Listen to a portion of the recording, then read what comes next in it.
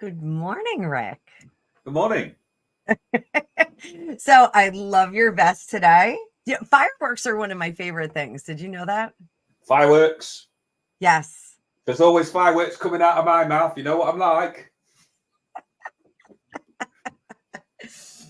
Oh, you know what? We all are a little bit sparky.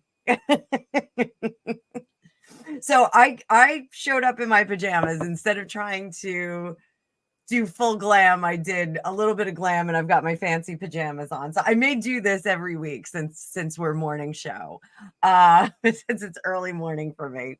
And yet you still look better than me.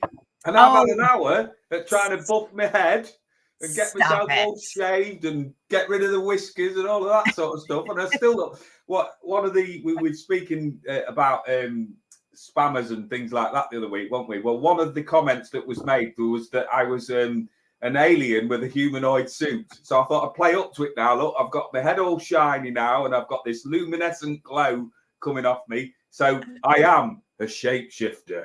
Ooh, okay. I like someone accused you of being a shapeshifter, Yeah, or yeah. wow. Okay.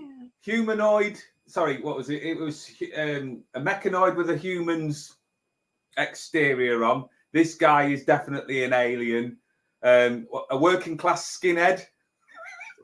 Just got loads thrown at me, and I'm sat there. And if the aim was to throw me off, which is what normally happens when I'm dealing with anything to do with spammers and energy jammers, as I call them, it had the opposite effect because I just sat there laughing. I just thought it was really funny. And even after, when I take all of the crap comments off, I still found it really funny. Yeah, all right then. I'm a shapeshifter. I can't believe someone would call you a working class skinhead. And I'm going to be honest, like when I was a punk rocker, because we're approximately the same age. When I was a punk rocker, the skinheads that went to the punk rock clubs were always the spiffiest. Like they were always like super. I don't know, like what they were like in the UK. I mean, like I know the band Screwdriver had a lot of questionable songs.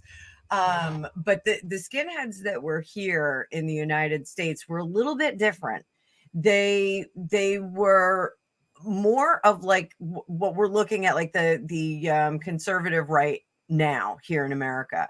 They were like they would go to work, but they were really spiffy. They all had polished boots. I remember that. Like I was like, oh wow, they have like really polished boots. Of course they requisite Doc Martens, but I had them too. I still have them. So, so you had a good weekend? We were talking offline before. Yeah, in the front garden therapy room. It's we live in the middle of an old RAF estate, so you're kind of like regimented in how the setup is on the estate. And gradually, what we've done is we've realised that we're not moving anywhere. So we've been here nearly 22 years, and we've just gradually started digging up places and put a greenhouse in and a patio, and I've made a bench out of scaffolding boards during COVID, so that it's now a place where you can go out there and work, but you can also just sit. And we were talking a lot about the energies about sitting, sometimes just sitting in that place of meditation and sitting in your power. Well, I've also had the front window chopped out and had patio doors put in the front, so that when I come down in the morning and I'm sat in my chair, the first thing that I look at is the greenhouse, the flowers, and the beds, and all of that sort of work. Those of you that don't know what it looks like, I mean, Rick and I are friends on our private channels too. His garden is lovely. It is lovely, and I'm so jealous of Mrs. P's greenhouse because we're on just over an acre, and I really want a greenhouse, but we don't know where we're going to plug it in. So eventually we will get one. But there's a house not far from me that has this beautiful greenhouse, and I looked it up online. I think it was $25,000. I was like, oh, that's so cute. And then I looked it up and I was like, it's not that cute. Yeah. Must be gold plated with butler service for that amount of money. Yeah, I mean it's beautiful, but it's got like a roof that pops up, the whole thing. But So I'm glad you had a great weekend. We had a busy weekend. My son's band came in #1 once again, and he's featured all over the place on the competition's social media. So everybody in my family saw him and they were like, oh, as he's getting older, he's looking more and more like you. And I'm like, shh, don't tell him that because he doesn't want to look like his mom. Oh, do yourself a Well, I mean, disservice. who wants to look like their mom? What teenage boy said, oh, yeah, I look like my mom. He just wants to be his own person. So, but yeah, it was a great weekend. I went to bed early last night. Like I said, I came in with Duran Duran hair today. And so I don't know if you're seeing this in the chat. Wifey, wife of a grumpy Marine, she's in the hospital right now. Oh no! Yeah, and Put it we're on not sure. Discord. Yeah, we're not sure what's going on with her just yet. It was on the Discord, and everybody's chatting about her. So we'll do a little bit of love for her in here. I'm going to do some magic for her. So, guys, throw up some magic in the chat for wifey that she gets out soon. And Samantha, of course, is still in the hospital. She was on the Hutch's feed last night. I think she's doing okay, but she's stuck in the hospital. So I told her, I said, stay there as long as they keep you there. I mean, here in America, like I was listening to somebody on the radio the other day, and they said in America, if you're not dead, it was Joseph Magi said it wasn't the radio. He said, if you're not dead, they kick you out of the hospital here in America. So it's not untrue. So if they're letting her stay there, I think that's a good thing. And I said the same thing about Catherine, Princess of Wales. I said, if they're letting her stay there for the 14 days after the surgery, she should just stay put and be happy with it and not have anybody judge. So today, what are we talking about today? Spirit guides and your spiritual and topping up your spiritual toolbox. And we're also looking at personal experiences, because the thing about all of the work, and I've said this to you many times before on and off camera, is I'm not sitting here as any sort of expert. There's no part of me that's going to say I'm somebody you need to follow. I come at it from the perspective of I was just an ordinary guy, come out of the prison service with no idea what path my future was going to take, no idea whatsoever. And everything that has happened since 2013, when I walked out that gate, has been a series of synchronicities. So what I aim to do when I'm working, I've said to you, I don't consider myself as a teacher yet, but what I've experienced is worth listening to, because what I've found that it can do with a lot of people that I've spoke to about this spiritual journey is put them in the place of just going, oh, I've had that. Oh yeah, is that what that means? And I want to demystify it, because I looked at one of the comments on there from Grumpy Sapper that was saying that he's not experienced a spirit guide. Now then, have you or haven't you? Now, if you'd have spoke to me 10 years ago when I walked out of the prison service, I would say, no, I've not experienced anything like that. But now when I look back in retrospect, you would not believe how much spiritual experiences I've had. And the truth is, I didn't know, because I've got an analytical mind. And this is the thing about working with spirit. You need to find something for your analytical thinking mind to do, right? Send it off. We were just talking about one of my dreams last night, and I know I went out of body with this, and you can all sit and have a laugh at my expense here, because it's true as I sit here with my cup of tea, that last night I was in an in-depth discussion with somebody about why I was no longer obsessed with the Smurfs, right? And I wasn't me, right? I wasn't me. It was kind of like flying above, still feeling whatever timeline that I was in there. But I can assure you, I have had no affiliation with the Smurfs. I'm not really sure what Gargamel was playing a part of, but that was my dreams. And this is all spirit-led this morning, because as we sit here talking to you guys, I've now got somebody with me, and I know it's a gentleman's energy. And as I explained to Annabelle before I even started, that was singing Buddy Holly songs, right? Yeah. I like Buddy Holly. but I'm not I'm not like a super fan, so it wouldn't have any relevance to me in my analytical mind. But that's just a brief example of what we're going to be discussing today. So, it's so funny that I was obsessed with the Smurfs when I was a kid because my family was fairly, poor. A single mom until my stepdad, who I call my dad, came into my life when I was like 11. But I had a friend named Amy. She's one of my best friends. I'm still friends with her, and she had an amazing collection of Smurfs. We had these little Smurf figurines, and I was so envious because she had like this whole village, and I was just like, oh, and I remember the way they smelled. Like I had like a few, but she had like this huge collection. And like every now and then on my Facebook, she puts up like a Smurf post, and she's like, I know you love my Smurfs. I'm like, oh my God. So it's like all I could do to not like purchase like the whole Smurf thing. And we were talking about being a little nostalgic. Like I have my 1970s McDonald's cup that my sister-in-law got me. So I'm kicking it off this morning. Grumpy Sapper says little mushroom houses. Gregopedia has a whole thing about like Smurfette and what her purpose was, because mushrooms really spore to make more. And so Smurfette was like this. He's got this whole thing about Smurfette. So yeah, we'll have to ask him when he's up and at him. We're just gonna have to sit here now. We're humming the tune, aren't we? La la la la la la la la la la la. Oh no, it's gone. It's going again. So, and I sent over a quick message to a couple of our friends, our other friends on Instagram, to see if they're gonna pop on too.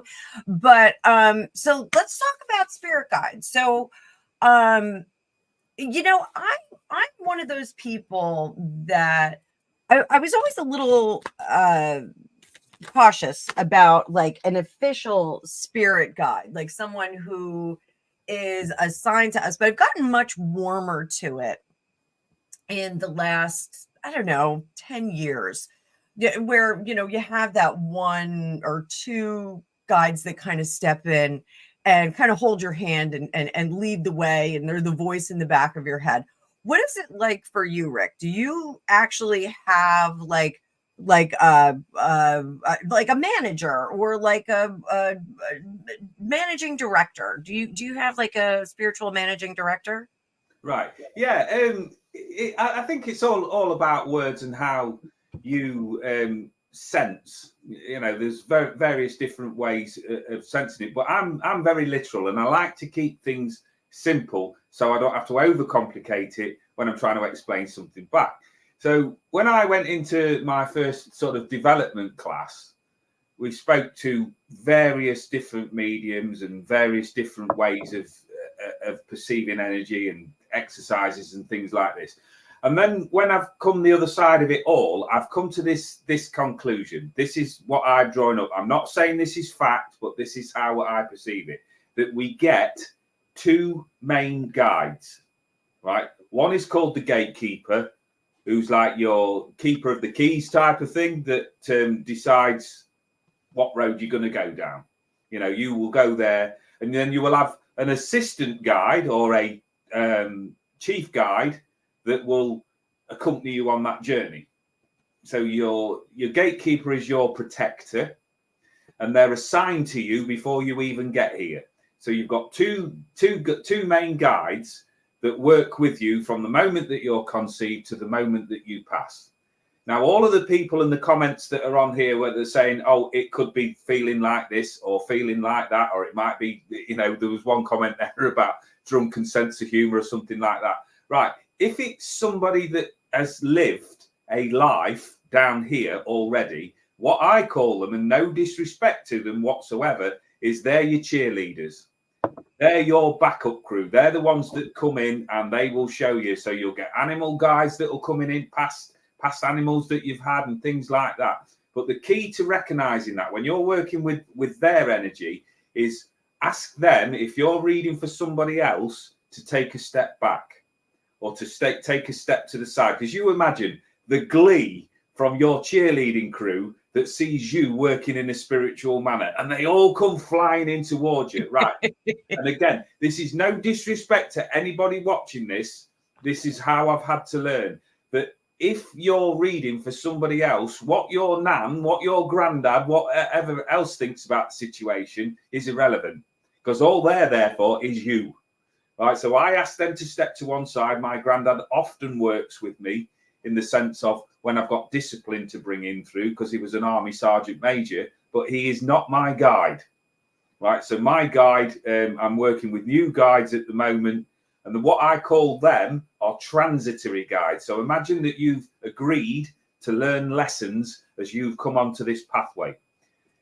Your guide and your gatekeeper are your static crew, but then you will get other ones that come in for you that will help you learn the lessons that you've chosen to learn.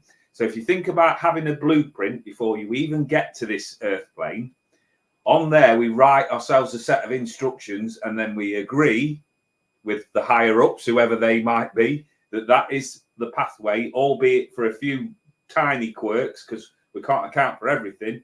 And then we agree, we pick our parents, we pick our pathways. But the thing is, before we start on that pathway, we have a mind white. Our energy is so that we are learning blind. So when people go, oh, I've just got this feeling, I've just had, right. The reason is because you've put it there. It's kind of like your clue as to where to go. So when you get repetitive things coming in, there's usually a reason for that. And if you notice about your life and synchronicities, if you've had a difficulty with something, there's usually a lesson that's come out of that particular thing. So if you learn the lesson the first time, you don't have to learn it the second time. But whatever happens, and I promise this to be true, I've been having difficulties with my head, as I call it, depression and one thing and another. Your guides never leave you. Right, they never leave you. So all of these people that say to me, oh, you know, I think my gift's gone or anything like that. No, what they do is they take a step back to allow you to process whatever it is that you're going through, whatever it is that you're thinking. They're in the background. Your guides will come in whenever you call for them. But all I would say to people with this, I'm quite passionate about this, is if you book an appointment with Spirit to say that you're going to do meditation or you're going to sit down in your own personal power, then turn up and do your side of the bargain, because they will never ever let you down. Anyway, I feel like I've gone on my soapbox a bit there, but no, that's okay. So Amanda had a question. Is the gatekeeper typically an ancestor? So I don't think that has to be an ancestor that we've had in this lifetime, but for you, the way you frame your gatekeeper, is that the person that you sit down with and you discuss, you know, who your parents are going to be and all that? Is it someone who has a vested interest with your energetic spirit at some point? Right. So I'm gonna answer that as usual, just go slightly off path with it. That's okay. We do that, the infinity sign, when we answer questions. So if you think about your psychological, logical thinking brain, right? It needs a format. It needs an answer so that it can understand and process. The subconscious, which is where we're working when we're working spiritually, doesn't require an answer. It doesn't require form. It just accepts anything that you program in there. So the way that I could manage that, of saying, I need to come out of my thinking mind, is to say that the guide and the gatekeeper I sat down, because I'm not very strong with meditation. I really struggle to sit down in that environment, and I get quite itchy because of the PTSD and one thing and another. So I came up with this, where I spoke to Spirit, and somebody says, oh, you should know who your guides are and all of this sort of thing. So I sat there one day for about 15 or 20 minutes in the dark, and I asked for my guide to step forward. And this was in the very early days with all of it. And I asked if they could step forward. And the answer that come through really, really quickly was, what is it that you would like us to be? So there's a lot of people have come to me and said, how do I know if my guide's a Native American Indian, an angel, or anything like that? The chances are that you are lacking confidence in your spiritual work. So Spirit, in their infinite wisdom, because they know we need substance, will allocate you any vision you want. So mine was, I know what a wolf is. So the wolf then started telling me this little story, gave himself a name, gave himself a place where he was, and all of this sort of thing. Now, whether it was true, and this is the bit that I still don't know the answer to, or whether it was appeasement for me, who needed a storyline to say, that's a wolf, that's a cup. I can understand that. But if somebody just says to you, I'm a spirit form, I'm in energy, and I'm working for you for the highest and greatest good and upliftment, and you will progress, your thinking head's going to go, oh, now, what part do I play in it? But if you just accept that guide or that energy is working with you, they will show themselves to you in whatever form that you can comprehend. Yeah, I had an experience, and TD Tarot Destiny. I actually had a discussion with her because I was kind of freaked out by it. My spirit guides have always been very audible, not super visual. And I mean that in super visual, like, seeing that in my mind's eye, in my spirit form. But I'd always heard them talking to me and having discussions, and it wasn't, it was more of like meeting the CEO of a very large company. I was just kind of like respectful and like, okay, and I'm not gonna take up too much of your time, just kind of lead me to where I need to go, point me to my desk. But I did a meditation, and I'm terrible at meditation too. I'm much better at active meditation, and it's one of the things that I like about Joe Dispenza is he has walking meditations that you can do. So you're not just kind of sitting there, like in your own nonsense. Like I would do some great meditating when I was running at the beach. When I'm doing dishes, I do great meditating. But this particular one was, closed eyes, laying down, and I saw almost myself in reflection.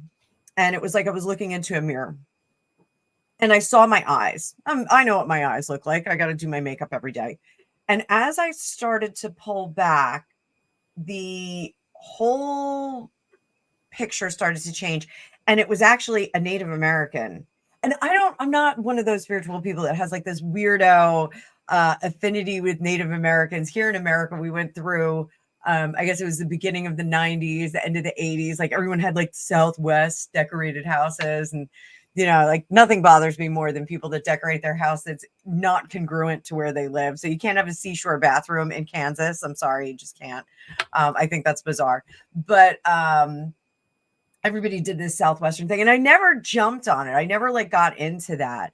And I never, locked into that Native American thing. And like I have lots of books on, shamanism and Native American stuff. And I have my my animal cards that are in here, which are all based on Native American myth. But as I pulled back, it was this Native American, and it was so bizarre. And it was so clear, and it like still had my eyes. Like it was very, very strange. And I called TD and I was like, what do I make out of this? It's so weird. And she was like, that's one of your guides. You need to have Congress with that guide. And I'll be honest, I haven't done the work. I haven't sat down and like really had a discussion with this guy and been like, well, what are we doing? I don't know if it's my gatekeeper. I don't know if it's my assistant. I don't know if it's transitory. Maybe, look like me. Maybe it's some kind of person that I was involved with. Maybe it's somebody I'm going to be involved with. I don't know. But speaking of the guides taking a step back, this is one that I felt took a step forward. And at this point in my life, I don't know. My parents would probably say differently, but I am not really a fighter, but I can be very adamant about things. And politely so. I've done that in my corporate job.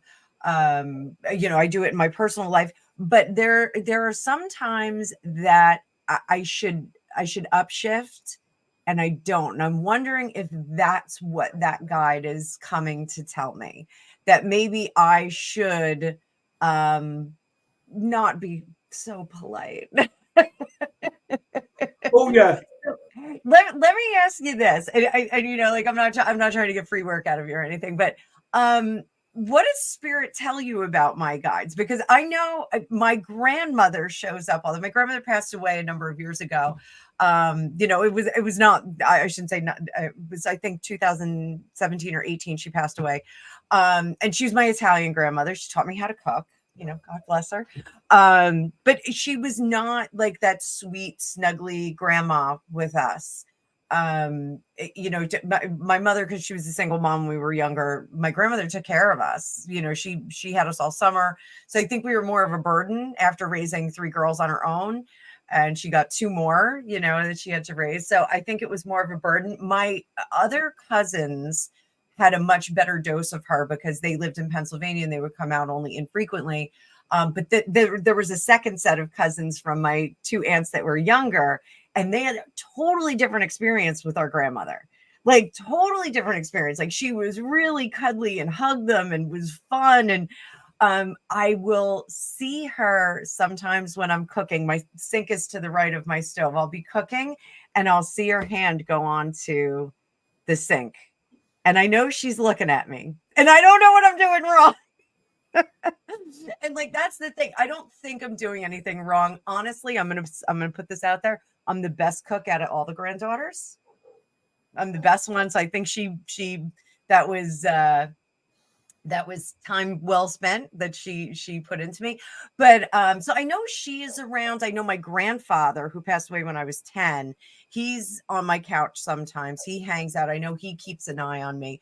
But what does spirit tell you about my spirit guides? Like, should I stop being so polite? Should I get in the conference room with them and have a discussion? Okay. Oh yeah, right. Just linking in, right.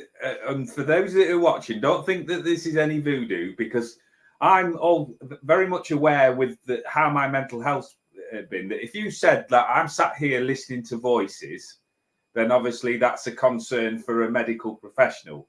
But as Annabelle put out there, when we're talking about seeing, hearing, sensing, it's all going on in the third eye chakra, right? So I was asked a question there.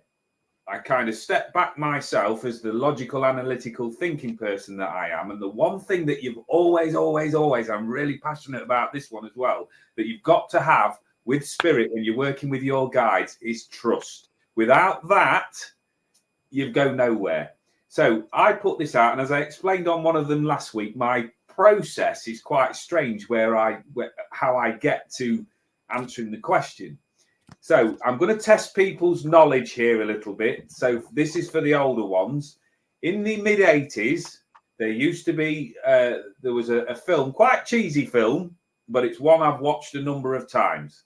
And I'm going to tie in the spirit guide here as well as the message that I'm going to deliver to you. So I don't know if you guys remember a film called Mannequin. Oh, right? I love that movie. Where he basically fell in love with a shop dummy that had got magical powers, and she turned into a real person. Right. Now, I'm taking that to one side because I'm giving you that reference. In that movie, there was a guy that was the set dresser called Hollywood. Right. Now, Hollywood, for me, forget about the sexuality, I love camp people. Right. I love camp people. Now, I was introduced to a guide like Hollywood while I was in the middle of a demonstration. Right. And my Hollywood is about 7 foot tall, black, right, and wears a dress. Right. Forget about what we think about him, what our logical thinking mind will put a label on him. That's how he presented to me. So I said to him, "What you here for?" And he says, and he sort of went like this. So he's my fashion designer. But for you today, what he's just done is come in. He's holding hands with what I believe is your grandma. Right? Okay. Talking about you standing up for yourself, because whoever is stirring the pot, because as soon as you said about stood there when she's got her hand while you're cooking, I was like, bing, bing, bing, jackpot. Right. Whoever is who is stirring the pot needs their ingredient. Okay, thank you for that. Well, right. I was going to say needs certain ingredients removing from them, and this is where I'm hoping it translates across. They need their ass handing to them, right? And their comeuppance is closer than what they realise. Okay. So Yeah, there's that an makes sense. element of saying that we need a little bit of discipline in where your boundaries are.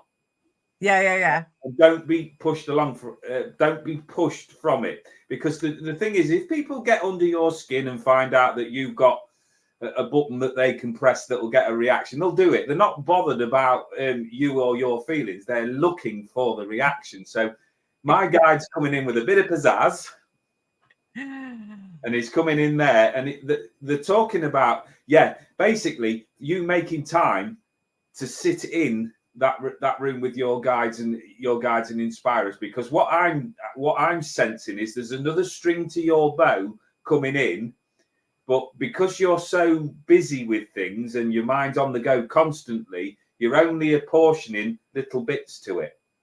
So what your guide will do is he will allow you to do that. He, she, whatever it is, whatever form, will allow you to do that until you go, actually, right, I need to step forward. They're not testing you or anything like that. They're just waiting for further instruction, because this is where I struggled when I first started developing. When I came into this, it was just like, oh my God, first message I ever delivered, what a buzz, because somebody's saying how brilliant I was and how amazing I was, and I was going, right, okay, thank you.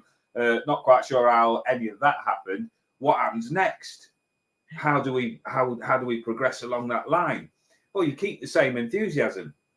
You work with and you respect the investment that you've invested a life's hour in them. They're going to invest 10 back. So when your guides come in, what they're waiting for is instruction. Now, where I really struggled was when I started with all of this, I got spirit on such a high pedestal.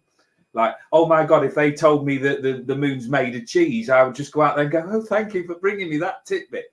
But I want you all to remember this, if you take nothing else from my ramblings, that spirit usually come in when you're at quite a low ebb, when you're struggling with something, you're in a battle with something, and then you just get this feeling of warmth, somebody coming in to support you, even if it's just a hand on the shoulder to let you know that it's going to be okay. So spirit accepts you at whatever level you're at, right? It's not like I'm not good enough, I can't do it. They accept you at whatever level you're at. What they do then is then gauge your energetic whereabouts you are in your real-time world, and they'll adjust their energy to your frequency. Now, the only thing that we've got to do as the person that's receiving that energy is raise our energy up so that we're at co-pilot level. So in my mind, in my analytical mind, spirit are always the boss, right? What they say comes in, because I'm living a human life, and if I'm interpreting something, there's a very high chance that I could be wrong on something, because it's my interpretation of what they're presenting me. Spirit aren't. They see beyond whatever we can perceive. They sense what's going on down the road, but we've got to kind of catch them up. So instead of having them on like this high frequency and like, oh, I'm worshipping them, we have them on co-pilot level, because I understand that I can't work without them. Make no bones about it. I can't work without them. But also, they've picked me, right? So they've picked me at the level that I'm at. So I might be a bit like, I'm trying to think of the right word. So in regards to like in our house, my wife has got 3 degrees and is very, very much intelligent. I'm not. I'm kind of like the street smart one. I've had lots of experiences, but I'm not clever book smart. That's just not me. But spirit have accepted that. So what I've learned to do over these last 10 years is to know me. So if somebody came in with this big biblical quote and says, well, you need to pass on all of this sort of stuff, and I just want you to be that person that passes on these words of wisdom, I won't be able to do that, because I won't be able to remember it and I won't be able to understand what it is. But if I put it back to them and said, right, can you deliver it in a way that I can understand? And they do it pictorially for me. So like in regards to seeing I've got somebody stood there at this big black cauldron, right? I've got somebody sit in this big pot, and it is pot, and it's bubbling, right? And there's lots of different ingredients going in. And to make whatever this stew thing is that's being made takes a lots of different ingredients. So at the minute, what's being said about you, Annabelle, is that the recipe is changing. Yeah, I think so too. But don't be frightened to like stick the spoon in and have a taste, because there might be adjustments being made. Now, how can I sit here in this room where I am in Lincoln, in my spiritual room, and know that for a fact? Well, truthfully, analytically, I don't. But spiritually, I know I'm bang on or around the right area. So if you think, when you're developing and when you're working, think about a sat nav. So a sat nav, if you put in, I know it's zip codes with you guys, isn't it? If you put a postcode in around us, then it will take you to the right street or the right area. It doesn't take you down the path until you put the number in. So once you start realizing that this is how you sense energy, this is how you work with energy, it might be a memory link from something that you previously experienced. All they want you to do is pass on that message in a way that you can deliver it. So if you're questioned, you turn around and say, right, remember that it's free will of choice whether you accept this message or not. And I might be down your street, but I'm not up your path at the moment. So yeah, that makes sense. Then that makes sense then. And then you just give it. The thing is that annoys me, and it really does greatly annoy me with people when they're reading and working, is when they tailor a reading around somebody's responses. This is why I'm quite vocal in what I do, because I want to get off what they're giving me. You can fill in, the client can fill in the background about, you know, the finer pieces of the jigsaw. But as a spiritual conduit, I want to pass on what's being given. So your grandfather, I can't see him, but I can sense that he was, I would describe it in my terms as quite a gruff man, right? In the sense of, oh, that's the other one. Right. That's the other grandfather. That's the one that passed away at the like the turn of the century. He passed away right at the turn of the century. The other grandfather is very, very, very sweet. And he was actually a playwright. So in his spare time. But the Russian side, my father's side of the family, his dad was very gruff. Yeah, he's actually come through a few times, which is really strange. And that's what I'm hearing at the minute. And the reason that I say this is that this is a prime example. I could now switch my wording to say and build around the words that you've given me, that you fed me, and build a story around that. I won't. I'll stick with what I've got there, because you need the element of discipline, and this is kind of taking that softness away. Yeah, that makes a lot of sense. And oddly enough, my Italian grandmother and my Jewish grandfather kind of cut from the same cloth. So it's not surprising that they're both stepping up. But allow them into your voice. This is where some people get into this, that we've got a product of being immediate, right? I'm not. I get such a joy out of communicating with other people's energy. So when your guides come in, your guides are already working. So say we sit down and we have a discussion about, I don't know, turning over tarot cards and things like that. Our guides are in a meeting somewhere else doing whatever's needed. So sometimes all we need as spiritual workers, and I'm sure this works for you as well, is to get your bum on the seat. Yeah. Right, is so that whatever needs to go on. So the reading might be a sidebar. The reading might not be relevant at that particular time, but when the guides connect together, and this is a moment that you need on your blueprint, then they're already working. So as long as you go away with a little bit of upliftment, sometimes we just need a little bit of mystery about it. Because I've said things. I had a message the other day from somebody who said, well, when I first met you, I didn't think you was any good, because I had a reading with you about 7 years ago. And I thought, what a load of rubbish. And my God, it's all come true. How did you Yeah. know? And I went, I didn't. Yeah. I just sat there in that moment working with my guides, and that's what they give me. I'm a parrot, right? What I think was no bearing, no relevance. So I gave it, and they went, I can't believe that you got that bang on. And this is again, I did not get that bang on. I am a working conduit for the energy that's being brought into me. My analytical mind is not needed whatsoever. So very, very long way round. Yes, you need more time in meditation or sitting in your own power or taking that time out for yourself to develop even more. It's not like you're struggling with anything or behind. You've just got to make the time to go that step above. So I think for me, I very rarely use my guides for myself. Like I don't tap into them for myself. I tap into them for my work and for talking to other people. I know. It's like, and that's the thing, like I'm so busy, and that's like my grandmother. My grandmother, my aunts and my mother would say she would start yelling at the curb because she was a single mom, you know. So she would get home from work and she would start yelling from the curb about what needed to be done and who needed to do what. And I can't imagine trying to manage, 4 young women, and being a single mom back in the 60s, like I can't even imagine what that was like. And I guess I need that kick in the ass, but algorithm be damned. But so that's one of the things that I'm going to do. So what was your first experience with spirit and like having that conversation with spirit for you? What was that like? Right. So again, we rewind 2013. I was in the middle of I don't know, life crisis. I think probably the best way of saying it.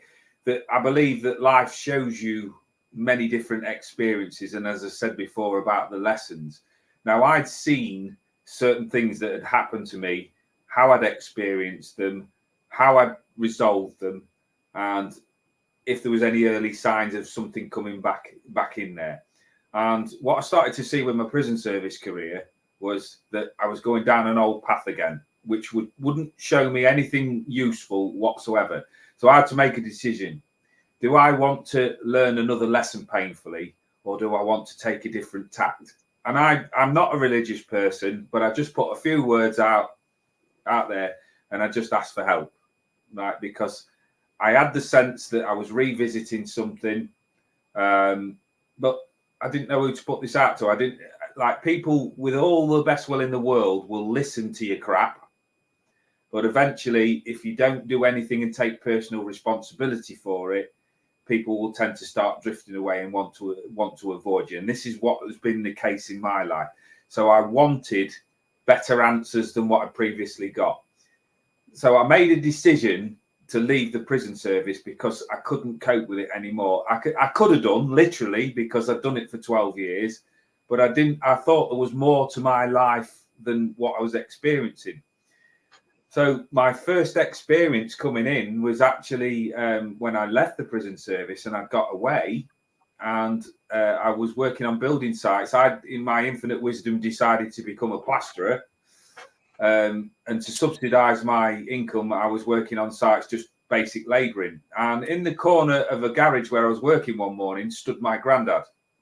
My granddad, when you think about who you would like to come in for you, if you got your cheerleaders coming in for you, he wouldn't have been on the list, right? My granddad was very much seen and not heard generation. Children were to be disciplined, and he was a very odd character, very militaristic in his background, but then he was a sergeant major in the army, so he was used to telling people what to do. So there I am, stood there one morning in the garage, all bleary-eyed, shifting out all of this stuff, and there he is, stood in the corner. And over here we have a little saying called a cadging bag. So cadging is where you scrounge stuff, where you go out and you do a deal. So if you're familiar, anybody's familiar with Del Boy, that he's ducking and diving to get things. My granddad had this amazing art of going out somewhere and coming back with a bag full of stuff. And you go, what you got that for? And it'd come in, it'd be useful. He used to call it a thing of purpose. And you go, what? It will come in useful. So he was always scrounging stuff. So he was stood there in the corner in full spirit form. And to give you an idea of how lucky I was to spot that, over the course of my life, I've seen spirit in literal form about 4 times. Everything else is shadows and energy forms and lights and orbs and all of that sort of thing. But this was full spirit form. He looked at me, he got his traditional cap on, which he always wore wherever he went, turned at me, smiled, and then just disappeared. When I looked back, there was no trace of it. So that presents you with a dilemma, right? If you're an analytical, normal thinking person, as I thought I was, then where do you go with that piece of information? I said to you the other week, I don't have friends as such. I have quite a lot of associates. So who do you go to and you say, well, I've just seen my granddad stood there in that corner. Oh, yeah, that's lovely for you. Yeah, but he's been dead 10 years. Right. I think you need to go to the doctors. Yeah. But I didn't. I ended up going to a spiritualist centre, which doubled as a church. It wasn't a church, it was a community centre, and went in there. And that's where the journey started from. But truthfully, to answer that question that you asked me directly, my first experience, I was terrified because I thought I was losing my mind. But what I've realised is that I was at a really low ebb, that I was at that real big crossroads point. And I don't like the terminology crossroads, but the thing was, I didn't know what choices to make. You know, I'd come out of a job that was £30,000, nearly £30,000 a year, even though it's problematic, with all of the security that I could need for an undefined period of time, because I could have stopped there until I retired. But it was just that feeling of, in my heart chakra, in my energy, that I could no longer do this anymore. So spirit provided me with a messenger. And then the message I got from the mediums, the spiritualist church, when I started going in, was that they described my granddad. My granddad had false teeth, right? So if he ever comes in for any working medium, immediately this is what's happened. And I've watched it many times with him, is he gets them stood back like that. So that's that militaristic stood to attention thing. And the other thing is, he will give them his false teeth. So they will come out with, oh, I've just had somebody's false teeth put in my hand. Immediately, that's a call sign to me saying, oh, Grandad, you're here. So the message that was first time delivered from him was that he feels he needs to put the balance right from what he didn't give me while he was down here. So he will always be with me when somebody needs discipline. Over the 7 or 8 years that I've been doing this now, that's what happens. So if I get a client that's coming down that's a little bit like, oh, I'm not quite sure about this, he will come in with one of my guides and they will be like disciplinary and saying they're like the militaristic, like stand up for yourself, chest out, shoulders back and all of that sort of thing, like a boss would do. And then you work out on how to take charge of the situation.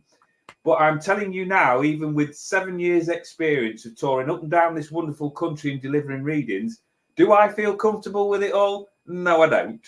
Right. So to tell a story where you're saying that I've just had an interaction with a 7-foot black man in a dress, that is not normal speak, normal dinner time conversation. But as true as I sit here, this has all happened. Right. And so far, they haven't took me away and scraped me off into a padded cell somewhere. So it's a joyous journey, but it's not the easiest one. But yeah, I don't deal with any darkness or negativity. I don't deal with any fear-based things or anything like that. And the reason for that is because I choose not to. Yes, there is stuff out there that may well come into your subconscious. You may well attract different darker energies and things like that. But I don't, because I choose not to engage with it. So one of the things that is tricky to teach my students when they're learning, how to be psychic, how to connect, is to separate imagination from intuition. And I just did a session with our friend Mike and Greg. We did a controlled remote viewing session. We actually did straight remote viewing. Controlled remote viewing is, the reporting process, which is very structured and very analytical, and it tricks your logical mind into going to sleep so that your intuitive mind can kind of take the wheel. That's how Lori Williams from Intuitive Specialist describes it. She wants your intuition to take the wheel, and we're just going to give your logical mind some busy work to do, some filing to do, so to speak. So I reminded the guys when we were working with them, I said, just make sure that you describe what you're seeing. And I think when we're working with our spirit guides, that getting over, and I put up TD's comment that she thought she was hearing voices in her head, because depending on what kind of a clairvoyant or what kind of a clair you are, you may be clairvoyant, you may be clairaudient, you may be we went there. You were the one who pointed out there was like 27 of them now. Like it's not just the 5 anymore. So you may have some kind of connection with spirit that's different. If you have a piece of paper with you, have a pen, and if you describe what's coming through, you'll find that over the course of a few sessions, you're going to be describing the same thing. Maybe you're hearing the same intonation of voice. Maybe you're hearing the same, maybe there's like a little vocal fry on your spirit guide. Maybe you'll start to hear that, and you're going to go, oh, hey, how about that? Like I keep hearing the vocal fry, and he keeps saying, kumquat or pineapple, or, there's some kind of code word that's being sent to you. Those kinds of things really do help us kind of parse out. Now, of course, if you're hearing voices that are telling you to do things that are completely out of bounds in, regular society, be sure that you do reach out to someone, a professional of some sort. And that can be, A&E, or that can be, a shaman or a spirit guide. I know one of my cousins started to have all kinds of, she's an animal communicator, and she was having some stuff go on. So she started working with a shaman, and there was some stuff that was a little troubling to her. I just recently encountered another spiritual professional that said, if you don't dabble in the darkness, it's not going to come to you. And I think that that's really important for people to hear when they're trying to connect with their spirit guides. If you step into your spiritual office, if you step into your spiritual space and your meditative space, and you're trying to connect with something good, if you bathe yourself in that white light, if you have that highest intent, you're not going to bring in weird, random, creepy spirits from all over the place. You're just not going to do it. The intent is really important. And I think, we have a lot of kids, you hear these stories about kids that get a Ouija board, and they are trying to communicate. A lot of the time they're doing that, springboarding off watching horror movies, or having, an intent, like they're going to be like The Craft, and they're going to, make the crappy, blonde mean girl at school's hair fall out, that kind of stuff, yeah, you're not going to get good results. But if you come with the highest intent, and, I tell my students, we're here to help, we're here to heal. We're not here to, put a hex on somebody, or make something, not so, level the playing field with somebody who maybe we had a problem with. If you do that, that's fine. No one ever went to church, Catholic Church, St. Paul's Cathedral, is there praying their heart out, and they say, oh, I had this religious experience and the devil came into me. Like, no one ever says that. So, with the more non-traditional spiritual pathways that we can go down. A lot of people get concerned about this. They go, oh, well, you know, it's dark. Well, you know, tarot cards were kind of PR'd as dark because they weren't part of the church as the church proper. And I, you know, it's capital C church. No, we're not talking about just Catholic church, but could be the Church of England, could be the Methodist church, could be Baptist church, whatever. You know, they were just kind of PR'd tarot cards and crystal gazing, those kinds of things. Like they were done by mysterious gypsies, and you know, I could go on and on about the gypsy tradition. You know, the Eastern European gypsy tradition. They were nomads. They would go from place to place, and yeah, there were some bad apples in the bunch, and they would rob people, and they would hoodwink people, and they would sell trinkets and trades, and so they got a bad rap moving around, you know, unfortunately. And they would do soothsaying and that sort of stuff. So you know, I totally understand why some people do think that there is a level of you know, dinginess. I'm not going to say darkness, but dinginess to this. But I think if you connect in a positive fashion, you want positive input in your life from spirit. If you step to that and you meet those spirit guides, you can bring some really rich, good stuff into your life. And I certainly am going to do it. Because you know, I'm gonna revisit my spirit guides and see if they want to have a talk with me. And I'm gonna go upstairs. I'm gonna get my comfy chair.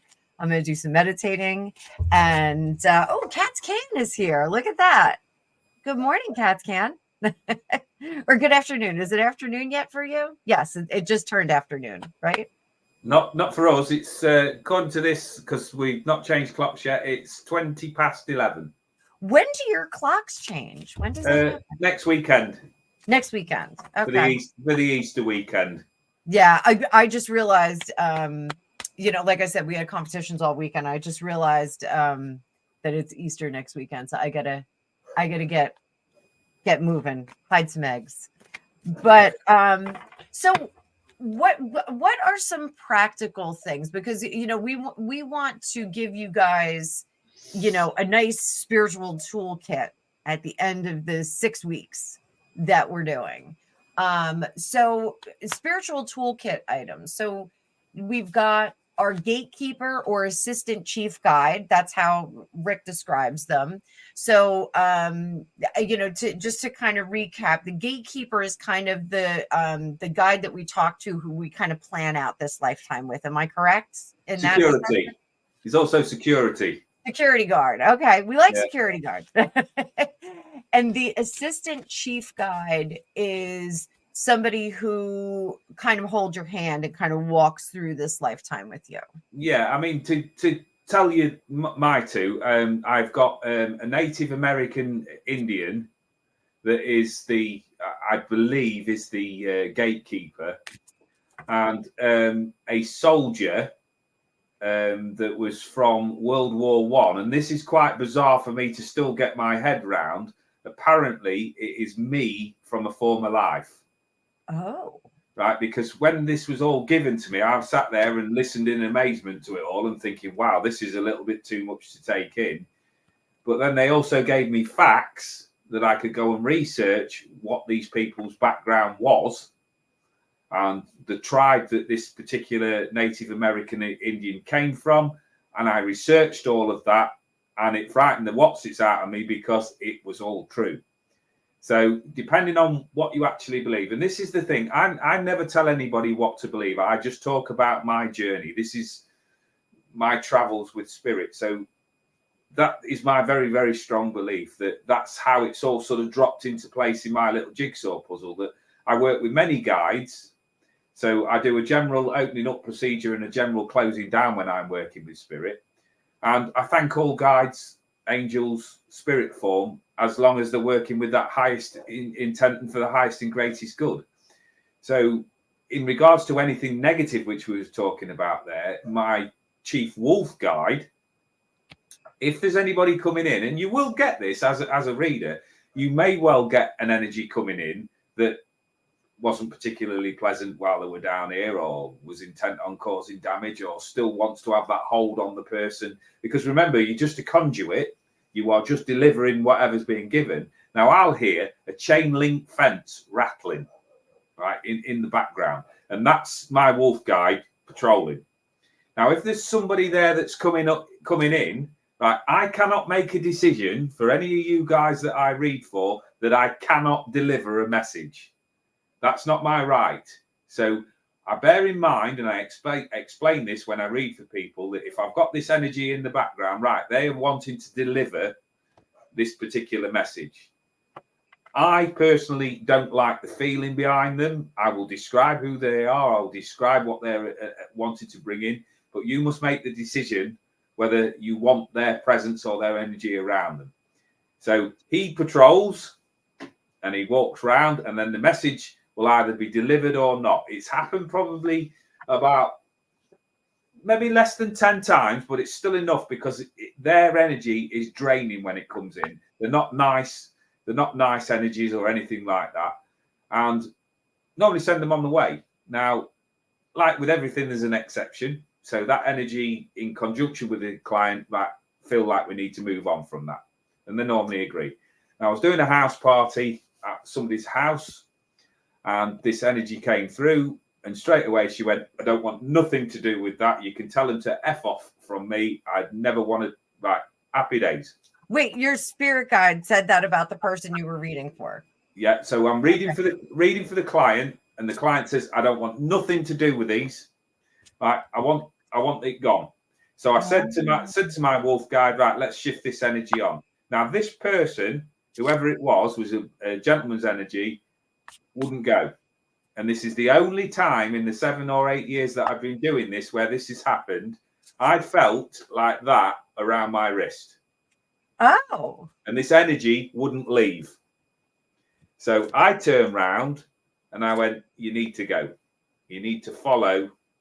But this message was insistent coming through that I need to pass on this message. I need to tell her, you need to do your job type of thing. And this is going through my head.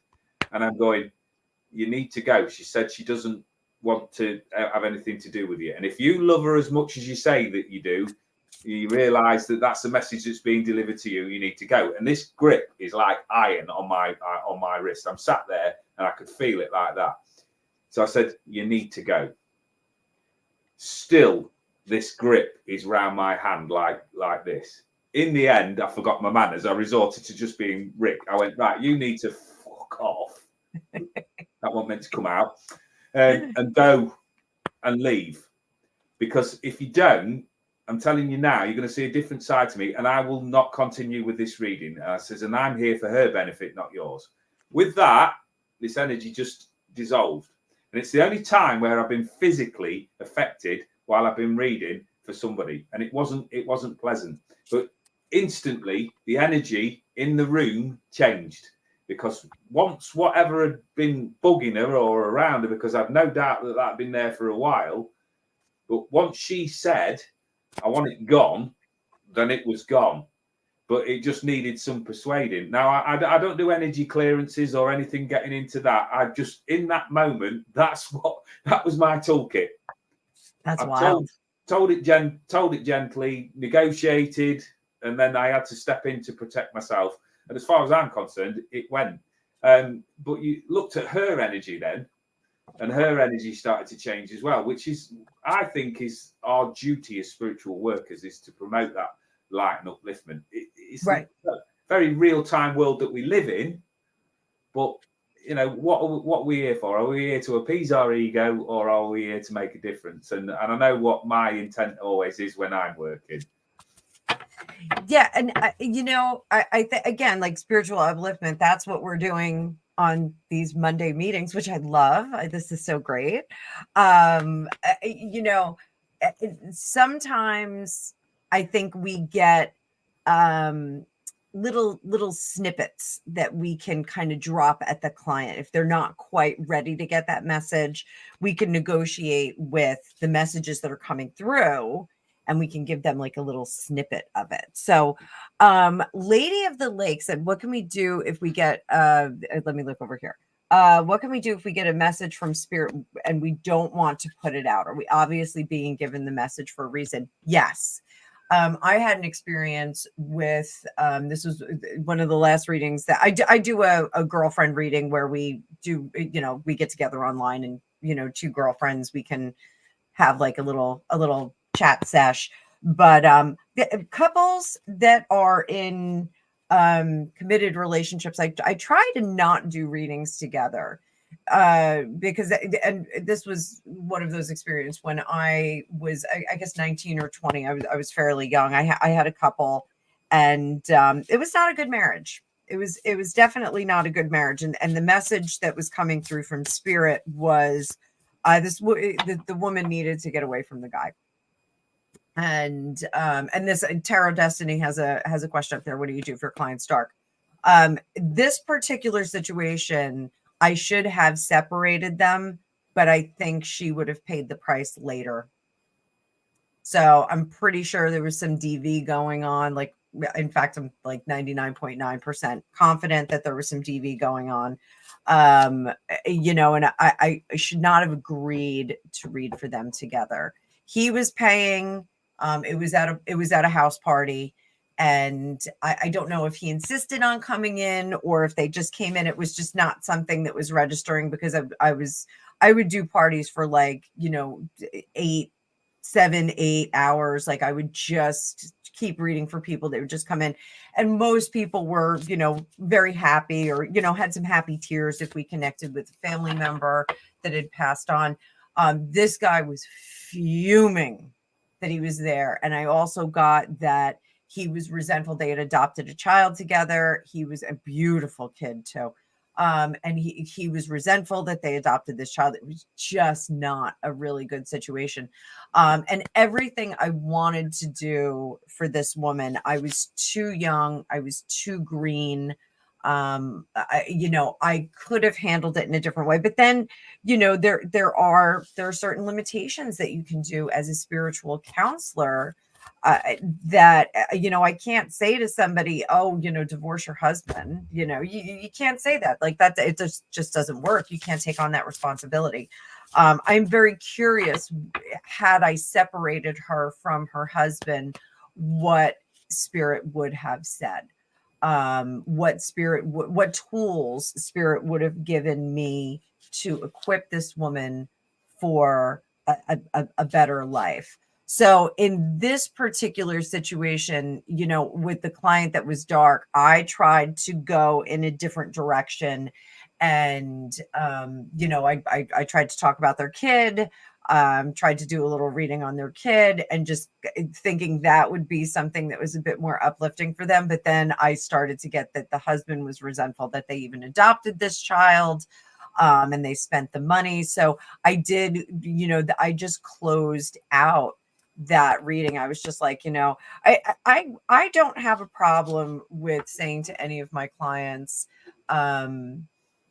this reading isn't going in the direction. I'm not getting anything. It's not coming through. I don't have a problem saying that to them. And, here is your money. We can try this at another time. I return their money to them, of course. We can try again at another time, or you can use that money to go get a reading with a spiritualist that may connect with you better. I don't have any problem with that. I would rather, and I hesitate to call it a product, but I would rather produce a good product versus, we want people to walk away from our readings feeling good. I mean, that's really, we want them to get as many answers as we can. We want them to feel better after they come see us. That was one of the gals that I've worked with. She's a real good shadow side reader. She will tweeze out those rotten, horrible portions of yourself and hold them up to you. And I actually had to tell her, that's a great gift to have, but it's an off-putting gift to have. It's a rare client that we will get that says, yeah, tell me all the bad stuff about myself and how I have wrecked my life. Like no one really wants to hear that. They would rather hear how they can find, what I call the yellow brick road. How we can take steps to get out of that situation, whether it's a bad relationship, bad financial situation, bad relationship choices, so I think finding that yellow brick road is a much nicer way of dealing with someone who's very dark. We can tell someone who's very dark and negative, this is how you can fix it. And at the end of that, give them the steps and the tools that they need to right their ship. If they're going to do that, that's great. If they're not, then we did our part. We did what we needed to do. And I do have I have had the experience of working with individuals that I connected with because they did need some help. They did need some writing of the ship, and I'm thinking of one particular person, and they're still kind of wrangling with their life and their choices, and it just it's unfortunate. Sometimes you don't want to do the work. There's work that all of us need to do, and sometimes we don't want to do the work, and sometimes you got to roll up your sleeves, and like Rick was working in the garden. I'm sure you got really dirty. Sometimes you got to go into that spiritual garden and get kind of dirty, and your back is going to hurt and your knees are going to hurt from kneeling down and putting all the plants in place so that life can be good, so things can grow. But it's not always pleasant. Meditation is not always. I was very disturbed when I saw that Native American guide. I was like, oh, like, what is this? Like, he was on a horse at one point, took off. What am I dealing with? Like, oh, do I want to go down that road? I have a distaste for Native American, or for Southwestern, aesthetic. So, is this something that's going to be unpleasant for me? It might be. Who knows? We'll have to say it won't be. Okay. But so when you're low, listen for spirit and also ask for help. That's a toolkit item for you. When your gas gauge goes down in the car, you go to the petrol station. You don't ride it till the wheels fall off. You don't wait until you're stranded on the side of the road. And if you are stranded on the side of the road, you get out with a flag and you wave somebody down to give you a ride to the gas station. So when your spirit is low, when your gas gauge goes down on your spiritual meter, ask for help. Ask for help. That is a connection. And you may like TD is clairaudient. I'm clairvoyant and clairaudient. I hear both. I hear a lot of songs like Rick did at the beginning. He said he heard the Buddy Holly song. Sometimes you will hear songs that'll come through. Spirit's going to talk to you in different ways. Sometimes you'll see a hummingbird show up. Sometimes you'll see a bluebird show up. There are different things that happen. The shamrock that I have on my wrist is a memorial tattoo for this guy Danny that I was dating. We were good friends, and we just started dating. He was really like the first person I dated after I split up with my ex-husband. And we were just kind of getting started, and he was killed in a car accident while we were on the phone. Not of his doing. A drunk driver got on the wrong side of the road and was on the highway and crashed into him, and he didn't get out of the way in time. But at the last night of his wake, I was standing there's like a carport at our funeral homes here, and I was standing out there with two of his best friends and his brother, and I don't know if I've told this story before. This crazy summer storm kicked up. And it's not like Florida. Like Florida, you snap your fingers and all of a sudden it's a crazy storm. But this crazy summer storm showed up. It was the beginning of August, and all of a sudden it was dark and wild and wind like nothing you've ever seen. And this vintage car pulled in and was white, and I saw red interior with some white trim, but it was a vintage, big, muscly Detroit steel kind of Cadillac-y kind of thing with the top down. And the guy that got out had like this very Don Johnson kind of look. He was really robust and tan, looked like he kind of just rolled out of a, marina someplace, and had this loose knit sweater on and a great head of hair. And he gets out of the car and he walked over to us and he goes, "This is some storm, eh? This is some storm." And my friend Mark said, "Yeah, you better put that top up." And he put his hand out and he said, "It's going to be okay. It's going to be okay." And he got back in the car and took off into the storm. And my friend Mike, and they'll all testify to this. My friend Mike said that was not a normal experience. And when we all talked about it later, we all saw this person very different. And we all saw the car very differently, not terribly differently. But I think somebody saw he was bald, and somebody saw him with dark hair, and he had like kind of sandy hair. It looked like very California, very cool. For me, very Don Johnson. He looked kind of like Don Johnson. But then years later, I'd gone to psychics and I said, "How come Danny never came back?" It was like the phone went dead. And then my other buddy left the house and said, he saw a bad accident on the freeway on the way home. And I got the call at like 4:00 in the morning from one of his friends, and telling me what had happened. And it was awful. Great guy. He's the one who says smile and wave all the time. So years later, I went to a psychic event, and after seeing all these psychics, and they said they never saw him. And the psychic, it was like one of those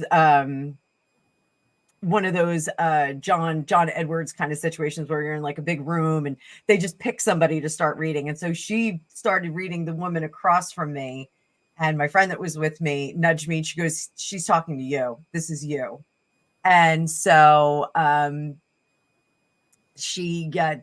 friend gestured her over, and she said, he wants. And I lost it. There were a bunch of other things she said, but he wants you to know he's the wind.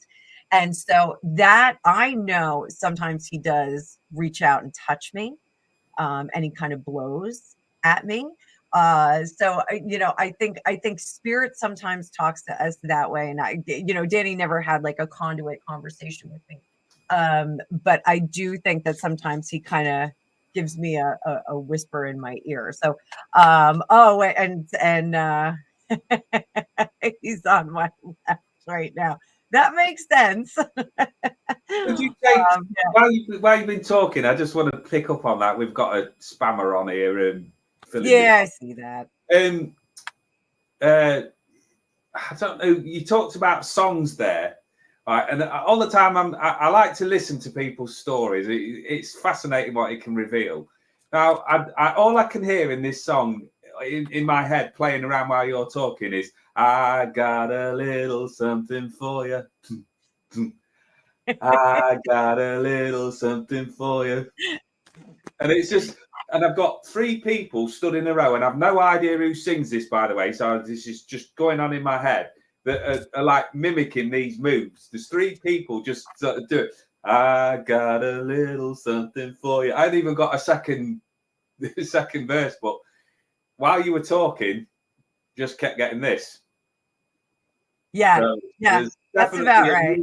There's definitely a musical connection with because I got a little something for you. And there's a real big cheesy smile with it. I call them Joker smiles, because if you've seen the original Joker from the 60s, that real big, and it's just got real, there's an element of cheese, but it's being put on to get the response that's coming in. Yeah, Danny, I don't know what's going on around your chest at the moment, whether you've got a locket or something like that, but I'm being directed around your chest. So start to look out if you've got like anything to do with your chest, Chest energy wise. pains. I always have chest. I'm so stressed out. I have chest pains. Yeah. That's I have a feeling that needs to be directed. I have a question for Jay though, because Majestic Oracle said he's on my left. So is there a dog with him? There's a reason why I'm asking that. Is there a dog with him? So because Jess is of course another psychic like us. So it's I'm curious if she's seeing that there's a dog with him, because if there is, I'm going to start crying.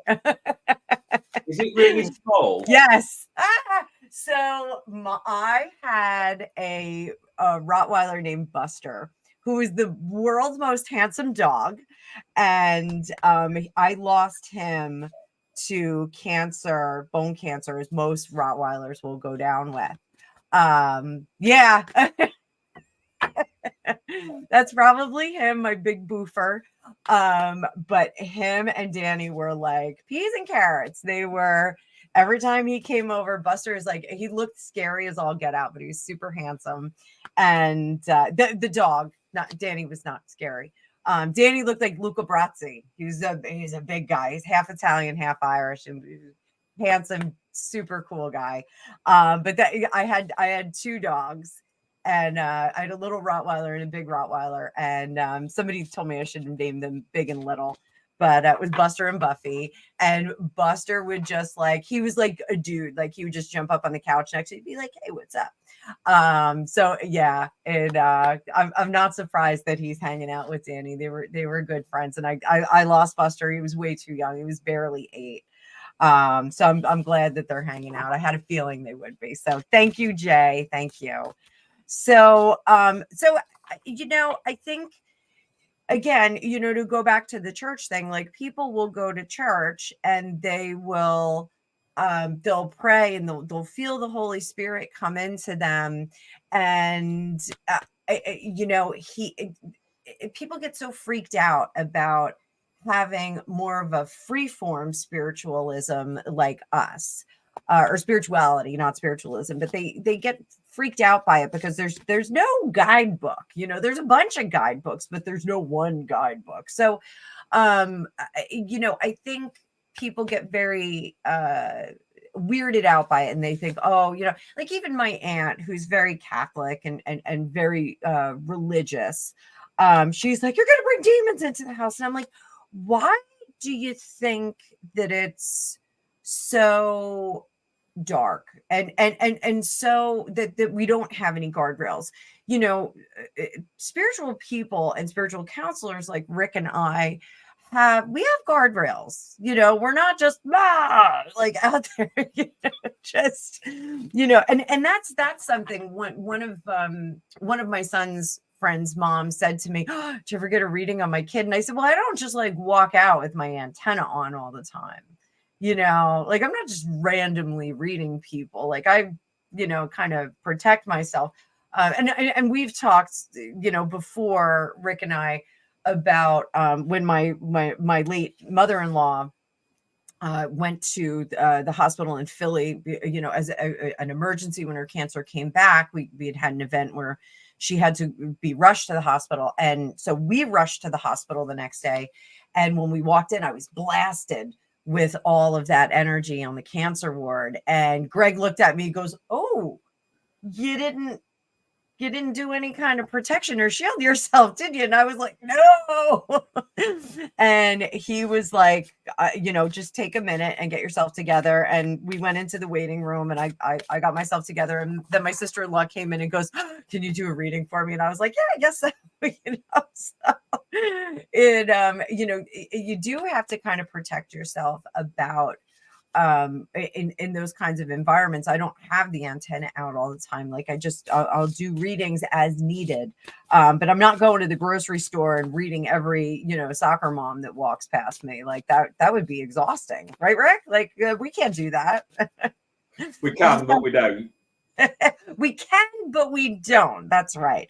So, so anything to add at this point, Rick? Because I wanted to bring up something cool that I have I have this Secrets of the Ancestors. So I was wondering maybe we could pull some cards for people. What's your fancy? Yeah, yeah. I'm saying I'm Yeah. coming towards the end of my time on here, as I said to you. Yeah, I want to make sure we get you going. So so here, I'm gonna pull one of these cards for you. Oh, can I just pull up that comment there from Jess? Yeah. I've told a story very, very quickly before that the first time where it actually happened to me, where it was, I wouldn't say out of my control, but I wasn't expecting it. I was doing a 10K run.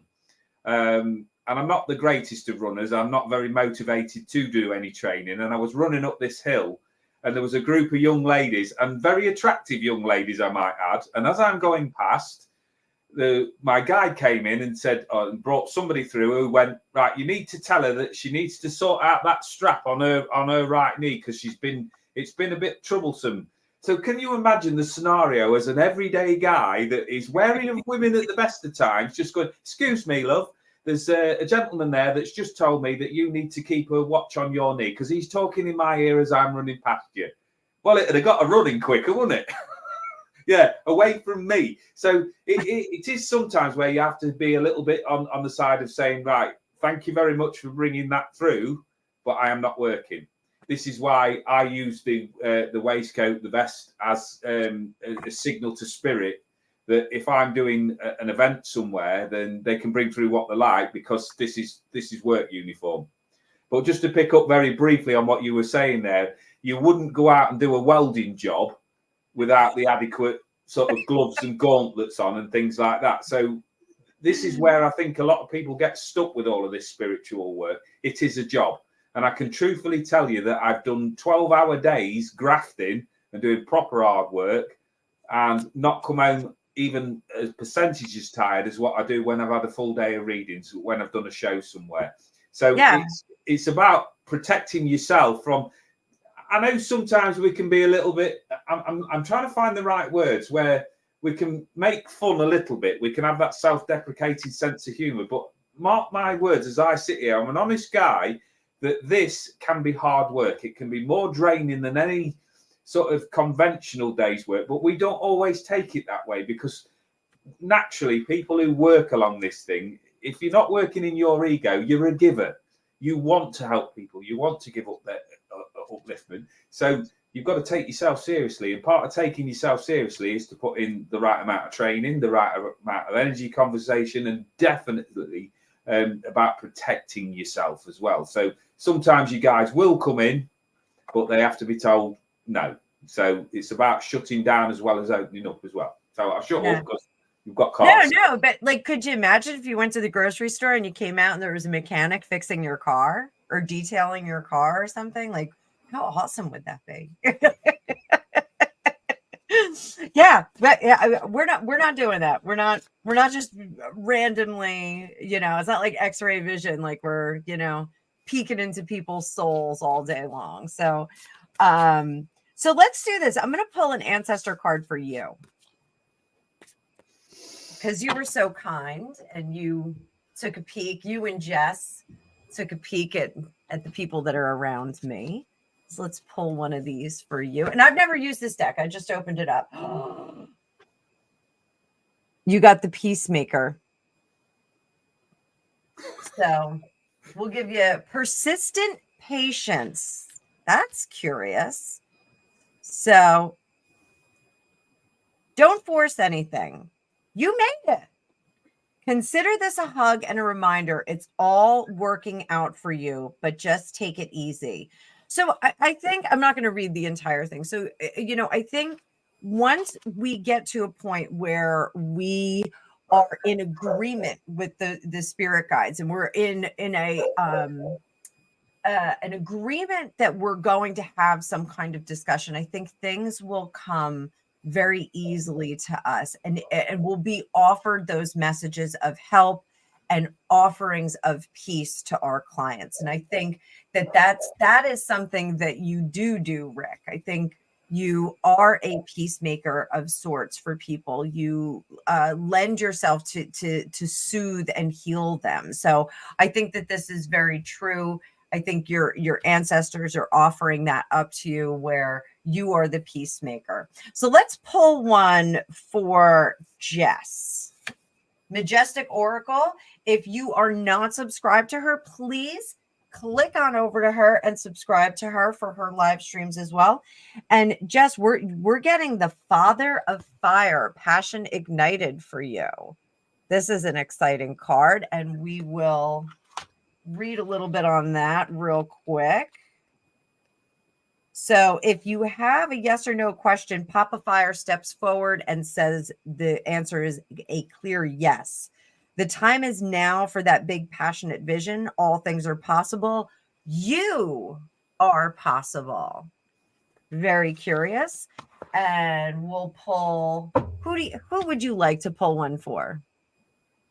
Let's just go back through Foxy, because I see Foxy's in here supporting and representing us all again. And Foxy is amazing. He really is a good guy. So yeah, card for Foxy. This is an amazing card for him too. So Altar of Water, love overflowing. So if you're not subscribed to Foxy, go on over and subscribe to him, Foxy313. Foxy is, whenever he shows up in the chat, my face breaks into a big smile.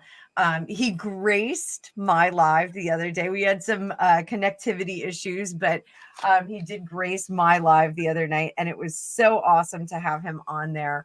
I have never met someone that so easily generates joy and happiness on their channel. And I don't even care what he's talking about. I don't care if it's classic cars. I don't care if it's Shaq. I don't care if it's trains. I just find so much joy from him. So, Foxy, this is you. Divine love, romantic love, communal love, every kind of love is pouring through you. This is the beginning of something beautiful. Make way for the joy of new love. This new relationship can be a friendship or a new suitor. It could even be a career partnership that you love, or even a renewed love for an already existing person or situation in your life. Either way, you are worthy and deserving of this magnificent new blessing. And I think, with all the stuff that we see online, and with sometimes the people that we encounter online, I know, Paula Mel and Trevor and Avid Gardner and some of our really, really superb, delightful people here on this platform are dealing with some negativity. And I think the best way to dispel dark is through light. And I think that Foxy is a bright, shining gaslight. I don't mean gaslight in the bad way. I mean it in the romantic turn of the century kind of way. He is a beautiful light that we all flock to. So we're all very, very attracted to. So Foxy, my favorite gentleman, we think you are fantastic, and you're such an amazing piece of the puzzle for all of us here. I'm delighted that I met you through. I'm not even sure who I met Foxy through, if it was through Trevor or if it was through the Hutches, but I just think that you are a delight, and I think that everybody should have a little Foxy in their life. Let's put it that way. So is there anyone else we want to give Grumpy one? So Grumpy, while he's hanging out and having a great day. Grumpy, he gets the Root of Air Explore. And we know he's all over the globe and meeting famous people and royal people and all kinds of things like that. So let's see, 33. I'll read this one quickly because I want to give Jess one too. You are feeling ready for adventure. Where will your curiosity lead you? He already said in the comments we should have a live where we talk about our experiences. I don't think that that's a bad idea. I think we'll coordinate, you and I, for a time. This ancestor reflects part of you that is hungry for knowledge and truth. She's a reflection of you. You are driven, relentless, and on the move. With a notebook full of crazy schemes and plans, you need people around you who believe in you and who will ground you. Now, we believe in you. I don't know if we're such a grounding effect, but we do believe in you. So, again, another amazing person that I met through my online community. And Jess, this one is for you. And I think this will be the last one. We did do Jess already, didn't we? Yeah, you did. Yeah. I'm like losing my mind. All right. So let's do one for TD just to give her a little, because she's always here with her wrench and uplifting everybody. TD, we got one for you. Altar of Fire. It's good juju. Beautiful card for you. Good morning, Sharon. I see you there in the chat. I've just pulled one for TD as well in my Oracle Angel cards, and this will be my last one there. And wisdom and objectivity are important now. Stay in your integrity. A situation that calls for honest and open communication. So the message that's been rattling around in my head for you since we came on is it's time to get out of your own way. And that makes sense with this one too, because Altar of Fire, good juju, be inspired. Great things are happening. Open yourself to opportunities and unexpected choices. I think that makes a lot of sense. The cards speak well, don't they? Like, when I did my live the other day, I was reading on the Royals, of course, and I kept getting the same cards, like in two different readings. And then I tried to bring Deb on. It was and Jess says the same thing. TD, it's time, girlfriend. So yeah. So this has been great. So again, just to recap, we were talking about connecting with our spirit guides. Rick and I shared our personal experiences with our guides. We are working on a 3-session course that the two of us are going to lead. It'll be a private course. We may do a little, a little something that you can do on your own, but it would be a course where you work with us 2-on-1. So we're going to work on the terrestrial side and also on the energetic side, because Rick likes to focus on the energetic side. I focus on the terrestrial side. But your spiritual toolkit for today, find that gatekeeper, find your assistant or chief guide. Find your transitory guides. Those are your people that you've had in this lifetime who may dip in and dip out and, give you some guidance, like my grandmother standing there with her hand on the sink talking to me. Also, your guides will take a step back sometimes when they want you to take the wheel. So when you're low, listen for spirit and ask for help. I'm going to be doing that today. I'm going to be going into a heavy meditation after this, just seeing if I can get spirit to heal me, because I use spirit to heal others most of the time. So, but I hope you guys don't mind me in my pajamas. I get up real early at like 5 a.m. to like get prepped for this. So I may keep doing that if that's okay. You look radiant. Don't worry about it. Yeah, make it truly a morning show. I have great pajamas, so I might keep doing that, but we will see. Next week, we're going to be talking about manifesting abundance. And everybody always thinks that is manifesting money. It's not necessarily manifesting money. It is manifesting a lot of good things in your life. So it could be job opportunities. It could be manifesting puppies. Like you could be maybe, not pet hoarders, but maybe you want to get, some new puppies. Maybe you need a puppy. Gregopedia is like rolling over in bed right now and going, I need a puppy. We're actually going to be house sitting, or we're going to be babysitting my sister-in-law's puppy. So his name is Duke. He is a 6-month-old Great Dane mix. So he's like all leggy and cute. So I may do a cool thing.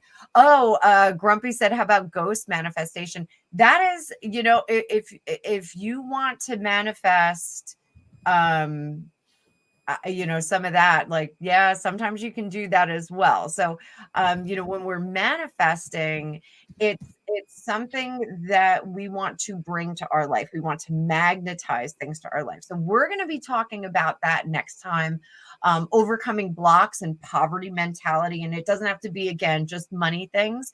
It can be, a poverty mentality. Like, my spirit guides won't talk to me. My psychic intuition won't kick in. Having that poverty mentality, we want to turn that around, and we want to start to have affirmations and expectations of bringing that into us and manifesting. So, all right, guys, we will see you all later. Rick's got to go. Have a great day, and we'll see you I later. will catch you later on as well, and we'll chat talk later. we'll talk on Facebook. Much love to you all. Thanks for tuning in, guys. Thank you. Bye-bye.